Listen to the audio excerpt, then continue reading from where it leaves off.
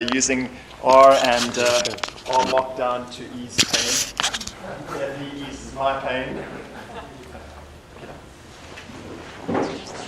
Sure. Cool. Oopsie daisy. Do I need it up or down? Let's see if it's working. Thanks, Andrew. I'm not actually sure why Andrew... I think we need to go back to the beginning.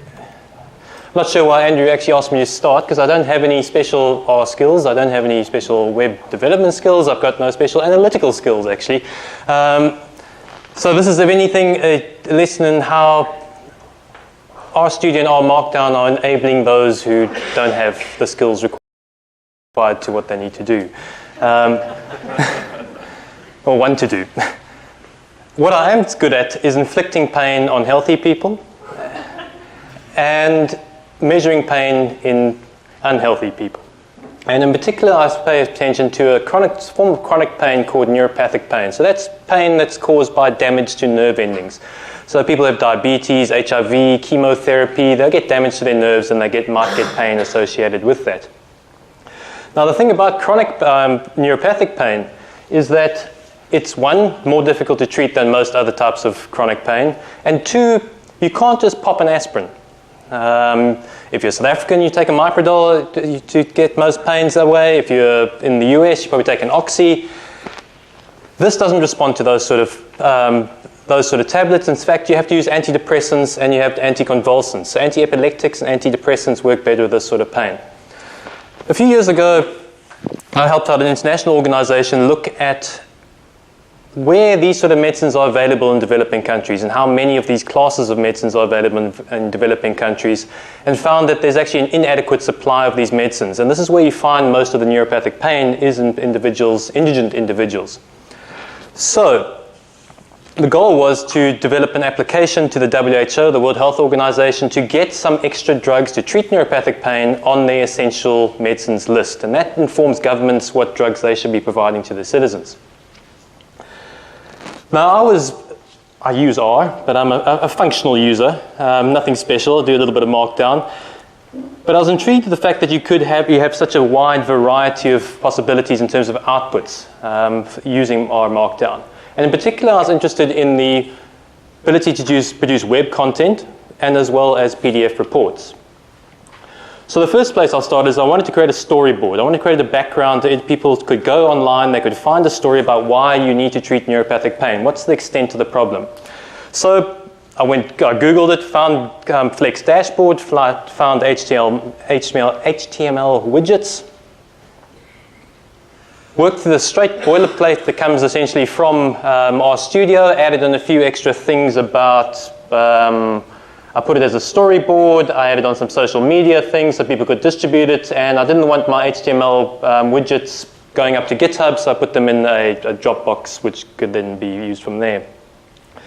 And this is what I essentially ended up with. I've got no web development sort of things, nothing. For somebody who has no idea what they're doing, I've got some pretty pictures, it seems to flow, and there's all sorts of HTML widgets out there.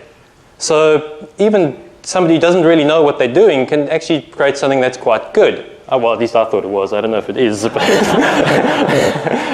it seemed to work. It was high tech for somebody in the pain field, put it that way. The next thing was how to create the report. Now, this was a bit more tricky because whoever invented LaTeX was just out there to torture people. But to have a good typeset report, I wanted to do it in LaTeX and have a nice structure. So first, lots of time on Stack Exchange, the tech part of it, developing a template. Once I had my template though, it was very easy to just type away in Markdown and you end up with quite a clean document. Cover page, nice clickable TOC layout, bringing in external images as well as you can, through code chunks, generate your own images and put them in there. The hard thing is tables.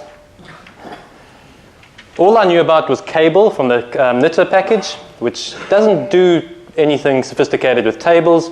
But along the way, I then learned about Panda package, which does a bit more tabling. Then the Xtable package, which you can really do some nice things with.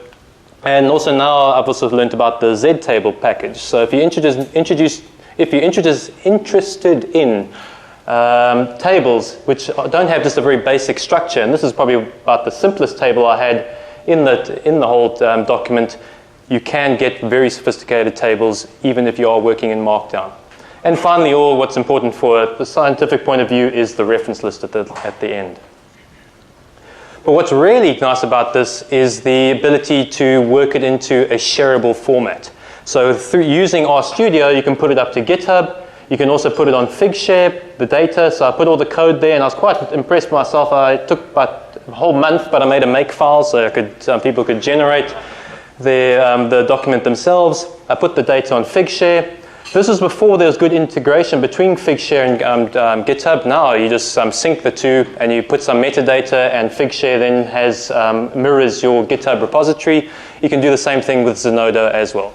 So if anything else, if you want to speak to me about afterwards, if you also got no idea how to use these things, please come speak to me, and I'll point you to the web page where you need to go.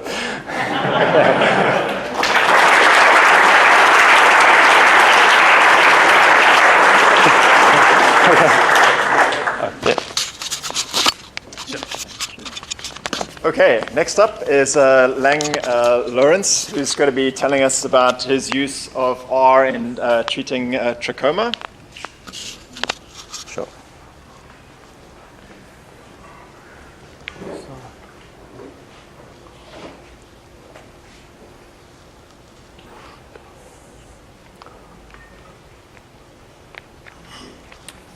Cool. Hello. Good afternoon, Cape Town. My name is Lourens. I work at the CSR Earth Observation Unit. But today I'm speaking about work we did in a 2-week workshop called MMed. It's hosted at Ames in Muizenberg every year. And, whoa, this is... can I make it not do that? Yeah, I think that's not. Oh, no. What is it? Okay. Sorry, guys.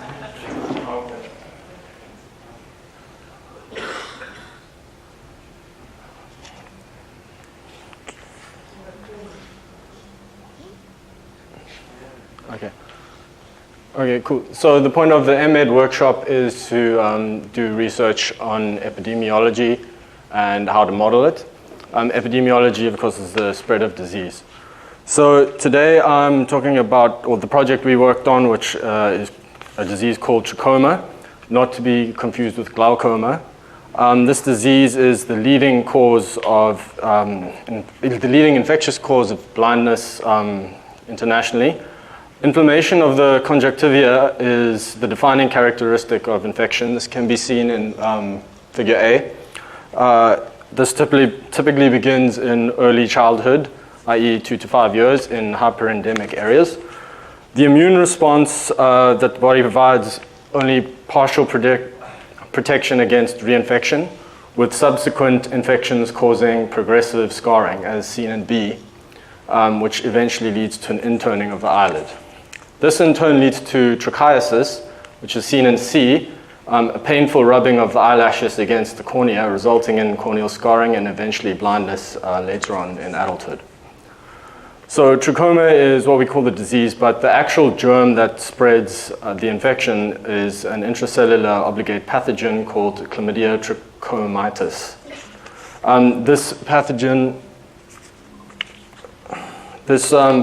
is thought to spread via 3 potential routes. Number 1, direct contact with discharge from the eyes, nose, or throat of infected. Number 2, through aerosolized pathogens, through sneezing. And number 3, active transfer through flies.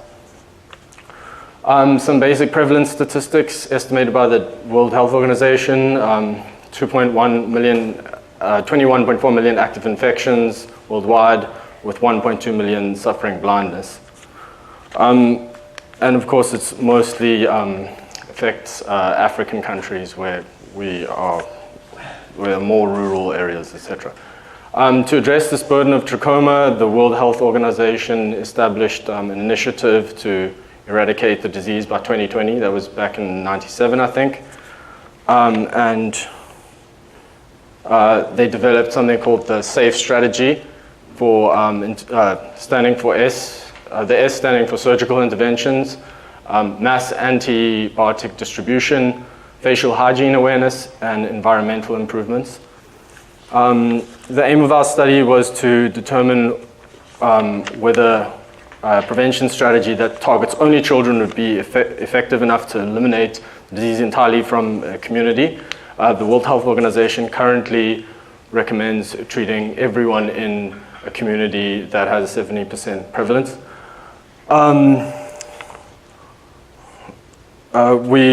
We used data from a clinical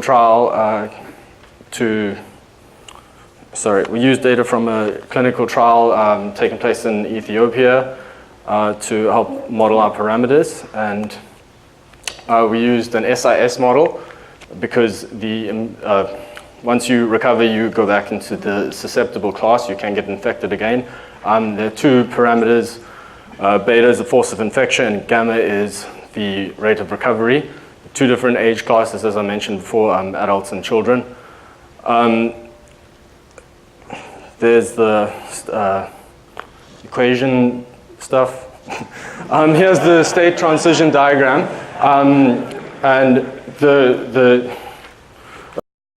this is modeled using a Markov chain Monte Carlo. A random piece of time is generated, and then an event is picked based on the rates that I defined before, i.e. someone either recovers or becomes infected.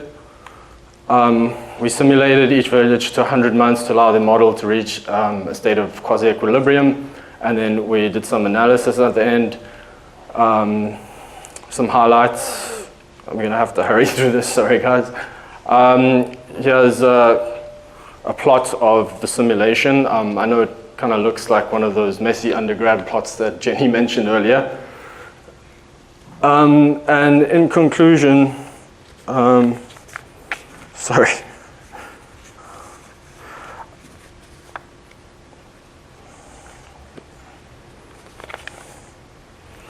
So we found that when children are treated quarterly for 10 years, 99% of the simulations resulted in elimination in adults. And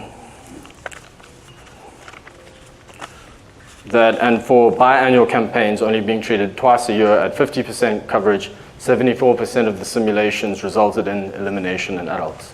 Some of the model's limitations include that there's only data for 1 year of a clinical trial being taken place in one region, and the recovery assumptions are based on a simple dichotomy, i.e. 10 years older or younger, but in real life, that age is maybe a little bit lower. And also there's no aging component. So after a year of simulations, you're not actually a year older. But in conclusion, we seem to have a strong theoretical basis that our hypothesis is true, and hopefully we can, the World Health Organization could use this strategy to eliminate trachoma. Thank you.